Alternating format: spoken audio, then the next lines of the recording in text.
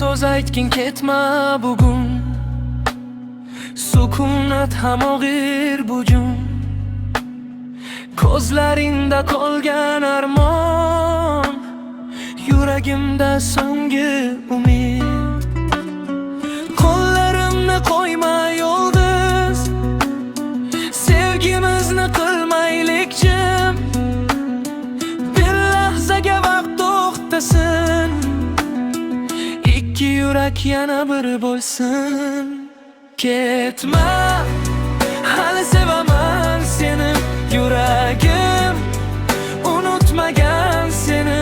Tunlarimda isming yangrar, har nafasim seni chorlar. Ketma, hali sevaman seni, yuragim unutmagan seni. Tunlarimda isming yangrar, har nafasim seni chorlar. Oy nurida seni kutaman, har bir yo'lda seni izlayman. Agar qaytsang kuladi bahor, yana yashnar bizning diyor.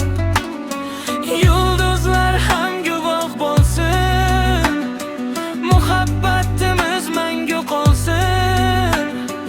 Qalbim faqat seni tanlar, bu sevgi hech qachon so'nmas. Ketma,